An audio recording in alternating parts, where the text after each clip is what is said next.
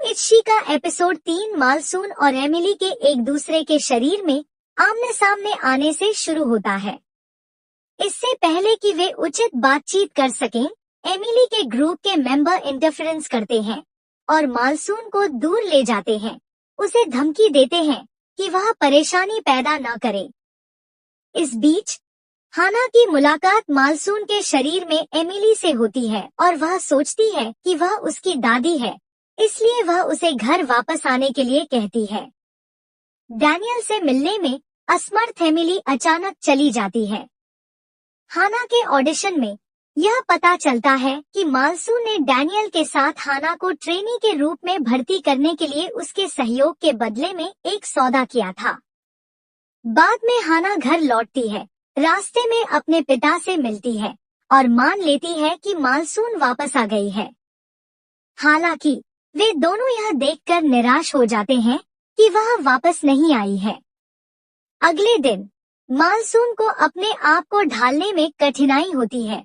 वह उपहास और लगातार धमकियों का शिकार बन जाती है। अपनी टीम के सदस्यों की धमकियों के बावजूद वह दृढ़ निश्चयी और अविचलित रहती है। बाद में डैनियल उसे रात के खाने के लिए बाहर ले जाता है और अंग्रेजी में बात करने की कोशिश करता है। उम्मीद करता है कि इससे उसकी यादें ताज़ा हो जाएंगी। शांति से मालसून जवाब देती है कि वह जो कह रही है उसका एक शब्द भी उसे समझ में नहीं आता। आखिरकार यूनिस का एक कर्मचारी मालसून को उसके दादी के बालों को अलविदा कहते हुए उसके बाल बदलने के लिए ले जाता है। कंपनी में वापस आकर मालसून घोषणा करती है कि सभी को उसे एमिली के बजाय दूरी कहना चाहिए। फिर वह अकेले ही एक गाना गाती है जो वह अपने क्लब के दिनों में गाया करती थी। डैनियल उसे गाते हुए सुनता है और उसमें शामिल हो जाता है, जबकि किम एसएम उन्हें दूर से देखती है, स्पष्ट रूप से अशांत।